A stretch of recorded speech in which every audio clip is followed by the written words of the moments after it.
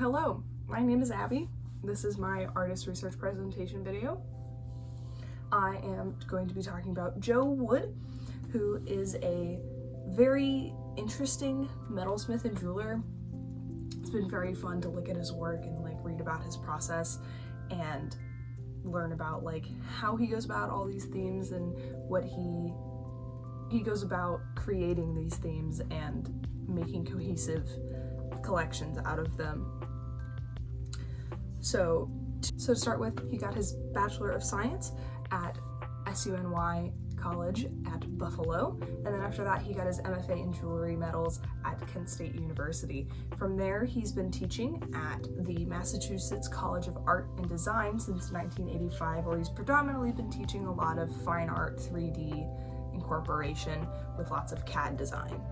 On top of teaching at the Massachusetts College of Art and Design, he's also taught at several conferences around the world, including at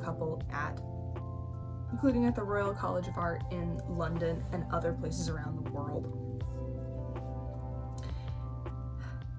He's also exhibited his work in a lot of different places, including some solo shows at the Mobilia Gallery in Cambridge, Massachusetts, and a couple different group exhibitions around the world and the country of the United States.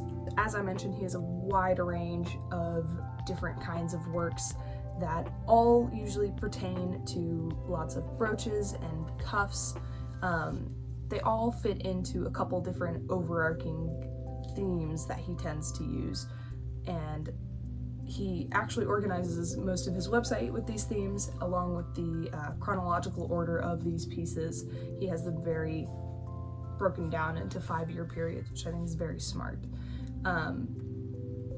These themes that he tends to stick to and organizes his website by are structure, ornament, CAD, and grotesquerie.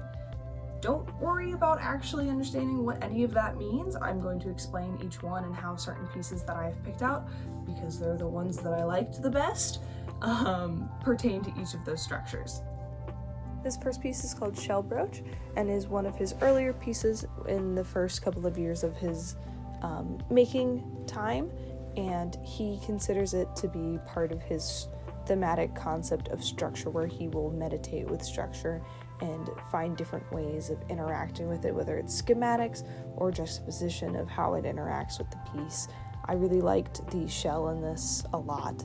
This second piece is also from his earlier set of years and his earlier set of works.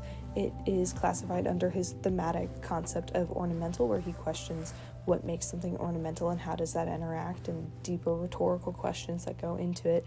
I really liked the geometry of this. I liked the oil burned into the surface. I liked the wire. I just thought it was a very interesting piece. This next piece, called the November Series Brooches, is honestly one of my favorites, I think, out of everything that he's done. I really enjoy the details of the leaf, the patinas that he's using, the cutouts of the numbers, the way that the backing is built up. It's overall very nice and has a very nice sense of structure and organics. Successful in trying to remind us of that very ornamental aspect that comes in from jewelry, with these being silver brooches with enameled copper having a sugar firing, and the deep rich blue really evokes that very ornamental sense brought in from historic art. This is another piece that uses that ornamental sense back into it, with the rosette being pulled out from the center and the hatching around the square around the circle of the rosette. I think is also very good at being ornamental, especially with the use of sterling silver to draw more attention and really oomph the ornamental value of it. This next bracelet I'm going to talk about for a little while. This is when he started to seriously work in CAD. Specifically, this was made using Z402 3D print from CAD. It is a very interesting piece with how it's lumpy. He quite literally has named it Lumpy Bracelet in Blue. This is in a series of 3 with 2 other ones that are vaguely similarly shaped but still different.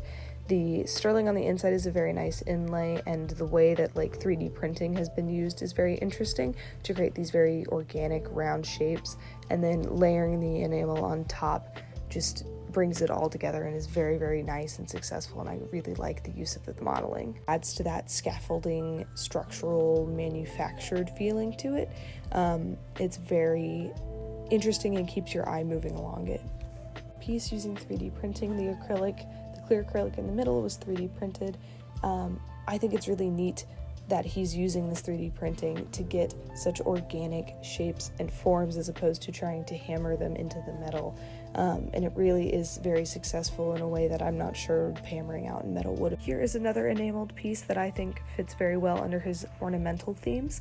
The bright corals and pinks in the piece and the enamels are highlighted very nicely against the black patina in the back, and how little you can actually see of it, but you can still see the networking and structure that's put behind it. Very organic. And finally, one of his most recent series of projects done in this grotesquerie theme that he uses of these like very uncomfortable features and faces using a spider, a network, the gargoyle face, and a little frog.